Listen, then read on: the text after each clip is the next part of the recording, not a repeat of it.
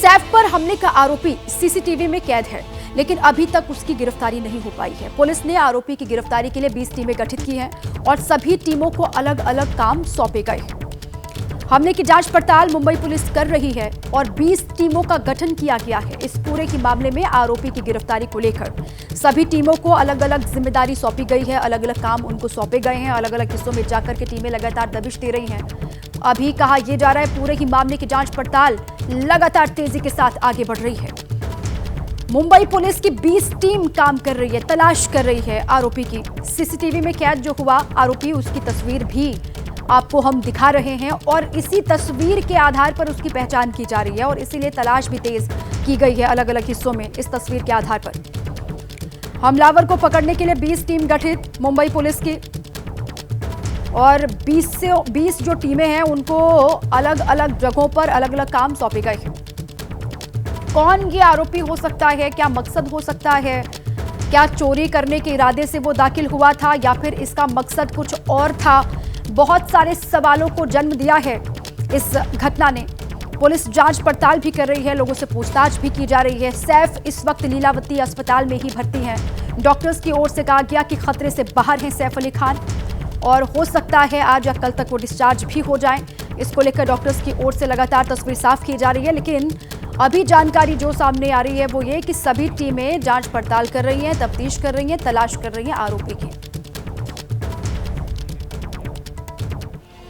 सैफ अली खान पर हमले को लेकर कुछ सवाल हैं जिनके जवाब मिलने बाकी हैं। अब तक जो भी थ्योरी सामने निकल करके आई है उसे जानने के बाद 10 सवाल हैं। सस्पेंस बरकरार है। सैफ अली खान पर हमला करने वाला कौन था, ये पहला सवाल। सैफ पर जो हमला हुआ 10 सवालों को जन्म ये हमला दे रहा है। पहला सवाल ये कि हमला करने वाला कौन था। दूसरा सवाल ये कि हमलावर का इरादा चोरी ही था या फिर कुछ और था।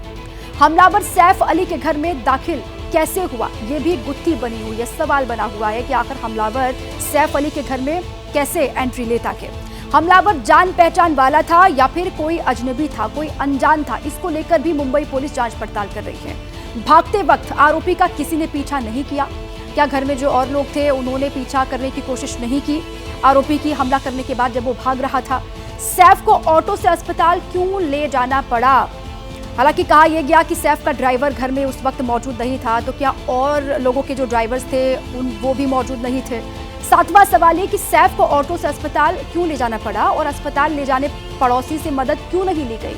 खुद इब्राहिम जो सैफ अली खान के बेटे हैं वो अस्पताल लेकर के गए। सैफ के साथ करीना कपूर क्यों अस्पताल नहीं गई, ये भी सवाल बना हुआ है। और करीना अस्पताल के बजाय करिश्मा के घर पर क्यों गई थी। सैफ को अस्पताल ले जाने का सही वक्त क्या था, वक्त को लेकर भी सवाल खड़े हो रहे हैं क्योंकि टाइमिंग पर भी अलग अलग बातें कही जा रही हैं।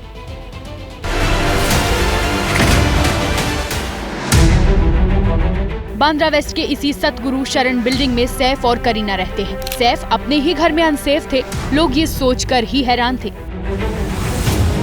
चोर रात करीब 2 बजे सैफ के घर में घुसा। चोर को सबसे पहले सैफ की महिला स्टाफ ने देखा।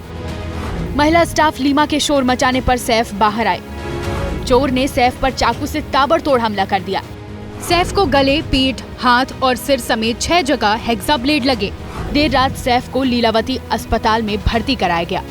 अभी तक के इन्वेस्टिगेशन में ये एक चोरी का अटेम्प्ट था, ऐसा हमारे इन्वेस्टिगेशन में निष्पन्न हुआ है। एक्यूज्ड को जल्दी अरेस्ट करने की कोशिश हमारी चल रही है। अब तक की तफ्तीश में पता चला है कि चोर सीढ़ियों से सैफ के घर में दाखिल हुआ था। तो ये देखिए, आपको पूरी सोसाइटी को मैं आपको दिखा रहा हूँ। इसकी वॉल देखिए, वॉल की हाइट देखिए। इस पर चढ़ पाना इतना आसान नहीं है, चढ़ने के बाद अंदर जाना इतना आसान नहीं है और बिल्डिंग में जा भी नहीं सकते क्योंकि हर तरफ जाली लगाई गई है।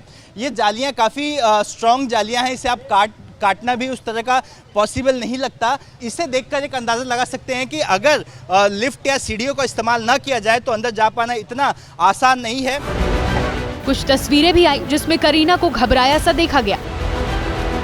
अस्पताल में सैफ का ऑपरेशन हुआ।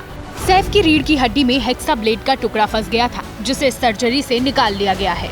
सैफ के बाएं हाथ पर 2 गहरे घाव और गर्दन पर चोट है। अभिनेता अब खतरे से बाहर है।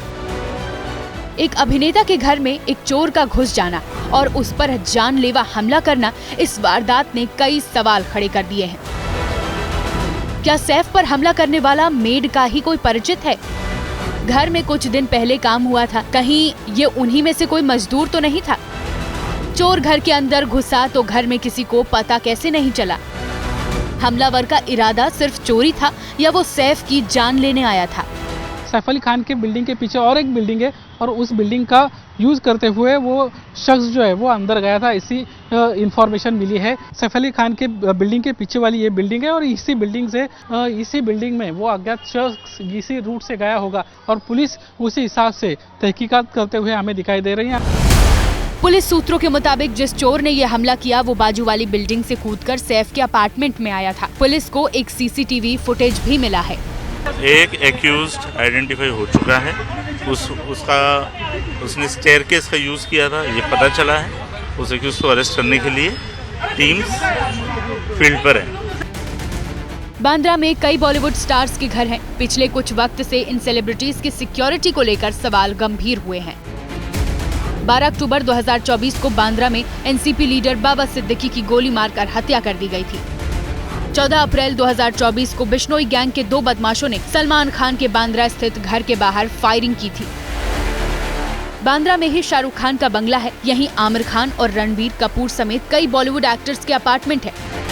सैफ पर हुआ हमला एक सवाल छोड़ गया है कि अगर मुंबई में बॉलीवुड के चमकते दमकते सितारे भी सेफ नहीं है तो फिर कौन सेफ है?